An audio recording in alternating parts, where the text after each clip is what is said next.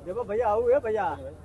क्या मांगे थी जिसको लेकर के आप आज आप लोग हजारों की संख्या में सड़कों पर थे? देखियो, संविधान में जो बाबा साहब ने अथक परिश्रम करके जीवन पर्यंत संघर्ष किया दलितों के लिए, इस देश में जो व्यवस्था थी, वर्ण व्यवस्था से भेदभाव से जो अमानवीय व्यवहार होता था दलितों के साथ, शुरुआती दौर में ही बाबा साहब डॉक्टर भीमराव अंबेडकर उसके स्वयं भुक्त भोगी थे।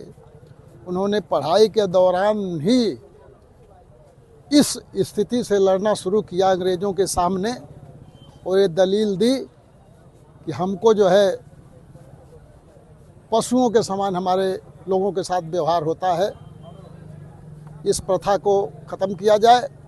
उन्होंने अंग्रेज़ जब यहाँ आए तो उनको महसूस हुआ कि उनके अंदर जो है भेदभाव की भावना नहीं है, तो उन्होंने उस ज़माने में 1929, 30, 31 में राउंड टेबल कॉन्फ्रेंस में भी इस बात की मांग किया था कि जो लोग यहाँ देश को आज़ाद करने की मांग कर रहे हैं, तो हम लोग का मतलब वो दलितों की ओर से प्रतिनिधित्व कर रहे थे। वो दलितों का एक संगठन बनाए थे, शेड्यूल्ड कास्ट फेडरेशन, कि हमारे लोगों की ये उतावलापन नहीं है कि अंग्रेज तुरंत यहाँ से चले जाएं। अंग्रेज तब जाएं, कोई ऐसी व्यवस्था कर दें कि जो यहाँ मानवीय हम लोग के साथ जो व्यवहार होता है, आने वाली जो सरकार संविधान जो बने उसमें वो व्यवहार ख़त्म हो, वह व्यवस्था करके तो अंग्रेज छोड़ें इस देश को। इस बात को दोबारा दोहराया था बाबा साहब डॉक्टर अंबेडकर के हीरक जयंती में पार्लियामेंट में। माननीय रामविलास पासवान उस समय जीवित थे, उन्होंने भी इस बात को दोहराया कि हम लोग चाहते हैं, सारे लोग चाहते थे कि अंग्रेज़ों की ये देन थी कि दलितों के लिए एक समान व्यवहार, उनका मानवीय व्यवहार, उनके वजह से हम चाहते थे। उन्होंने वहाँ कहा, मैं वहाँ पर मौजूद था दर्शक दीर्घा में, कि हम चाहते हैं कि 100 वर्ष तक अभी अंग्रेज रहे होते तो हम लोगों को और कुछ मिलता। अगर ये बात बाहर कोई कहता तो उस पर देशद्रोह का आरोप लग जाता, लेकिन पार्लियामेंट में उस बात को उन्होंने कहा। सारे लोग इस देश के जो व्यवस्था रही है, वर्णवादी व्यवस्था, मनवादी, सारे लोग पीड़ित थे। पूरी दुनिया में 200 देश हैं, किसी भी देश में इस तरह की अमानवीय घिनौनी जो व्यवस्था नहीं थी। इसके खिलाफ अथक संघर्ष बाबा साहब ने 1916 से लेकर 1956 तक मरते दम तक किया, और उन्होंने उनके रहते आज़ादी के पहले ही दलितों को आरक्षण मिल गया था 1916 से ही, और 8% मिला, फिर 12% मिला, फिर पूना पैक्ट हुआ 1932 में।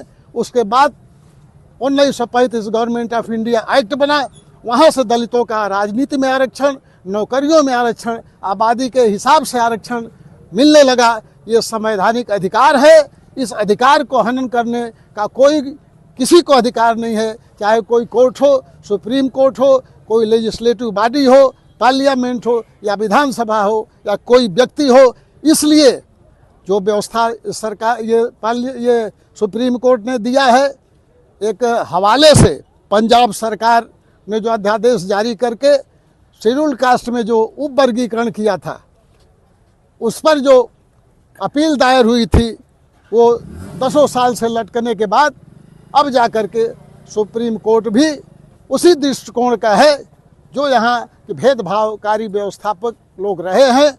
उन्होंने उसको जो है कह दिया कि नहीं, ये राज्य सरकार का अधिकार है, वो चाहे तो उप वर्गीकरण कर सकती है।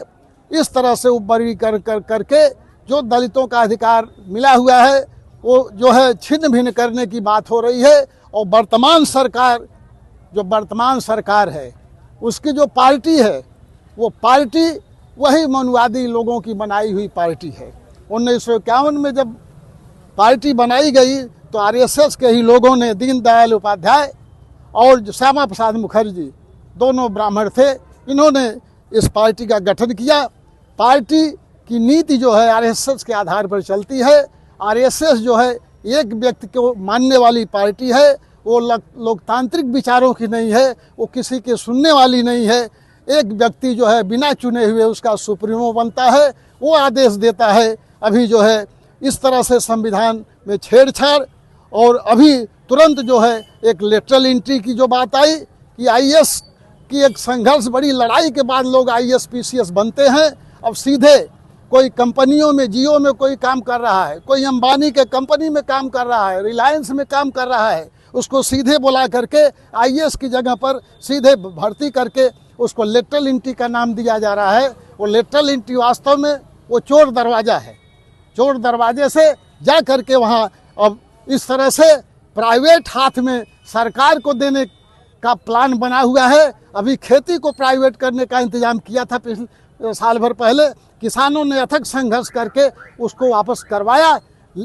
और ये लेटरल एंट्री का जो है, जिस तरह से आज पूरा मीडिया चैनल अडानी अंबानी के हाथों में है, चैनल जो है, टीवी जो है, ये जनता की आवाज़ पहले सुनाते थे, लेकिन अब जनता की आवाज़ न सुन करके टीवी जो है अंबानी अडानी की बात, सरकार की बात को ही कोई बोलता है, जनता के दुख दर्द को वो बताता नहीं है। उसी तरह से अब जो है सरकार भी संविदा पर ये जो आउटसोर्सिंग के आधार पर सरकार चलाने का प्लान है कि भिन्न भिन्न कंपनियों के जो बहुत ही पुराने लोग हैं, टेक्निकल लोग हैं, प्राइवेट लोगों के हाथों में देने का। अब संयुक्त सचिव, जॉइंट सेक्रेटरी या डायरेक्टर या उप सचिव प्राइवेट कंपनियों का आकर के जब बैठेगा तो क्या हुआ? सरकार मतलब ये जो है ये आउटसोर्सिंग के आधार पर सरकार को भी चलाने की बात हो रही है। पूरा संविधान का हनन जो है ये कर रही है सरकार। और सुप्रीम कोर्ट से भी ये मांग है, सरकार से मांग है कि सुप्रीम कोर्ट के आदेश को वो जो है शिथिल करने के लिए केंद्र सरकार संविधान में जो प्रदत्त सूची 9 है उसमें इस विषय को ले जा करके जुरिस्डिक्शन से, जो इसको लीगल जुरिस्डिक्शन से इसको बाहर करके अमेंडमेंट करे और दलितों को जो अधिकार मिला हुआ संविधान में एज इट इज रखे। यही हमारी सरकार से मांग है और उसी लिए धरना है। प्रशासन से मांग किया गया है कि ये इस बात को सरकार तक, राष्ट्रपति तक पहुंचाएं और दलितों के अधिकारों की रक्षा की जाए, जो संविधान में बाबा साहब ने अथक परिश्रम, जीवन पर्यंत संघर्ष करके दिया है। इन्हीं शब्दों के साथ सबको मैं नमस्कार करते, जय भीम करते हुए अपनी बात समाप्त करता हूँ। संख्या में आप लोगों ने जबरदस्त विरोध प्रदर्शन करके सरकार को आपने लोग दिखा दिया कि आपकी ताकत क्या है, लेकिन क्या मांगे आपकी पूरी हो जाएंगी ये प्रदर्शन से? देखिए, जब जब जनता प्रदर्शन करती है अपने हकों हितों के लिए, तो सरकार का काम क्या है?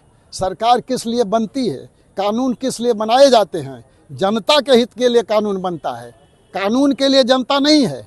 इसलिए जनता की जो ज़रूरत है, जो मांग है, उसके अनुरूप जो है सरकार को झुकना पड़ता है। और सरकार इस बार इस तरह से झुक भी रही है। आपको अभी हफ्तों 10 दिन हुआ, 2 बिल पेश हुए आपके संबंध में। आप जो प्राइवेट चैनल चला रहे हैं, यूट्यूब चला रहे हैं, आपको भी रोकने के लिए ब्रॉडकास्टिंग बिल लाया गया था, लेकिन विपक्षी दलों ने जो आवाज़ उठाया, विपक्षी दलों की आवाज़ वास्तव में जनता की आवाज़ होती है कि हम कुछ कहना चाहते हैं तो हमको कहने दो। धारा जो आर्टिकल 19 यही व्यक्तिगत जो है बोलने की, अभिव्यक्ति की जो स्वतंत्रता है वो होनी चाहिए। अब व्यक्ति की स्वतंत्रता को रोकने के लिए ब्रॉडकास्टिंग बिल ये लाए थे, लेकिन भारी विरोध के बाद उसको वापस करना पड़ा। वक्फ बिल लाए थे, उसको जेपीसी को भेजना पड़ा। और एक जो है लेटरल लाए थे, 17 को लाए, फिर जो है वो 20 को वापस किए। कई दिन हुआ? 2 दिन में। तो अब ये जो है इनको हर हालत में ये जो दलित में जो उपवर्गीकरण है इनको वापस लेना पड़ेगा।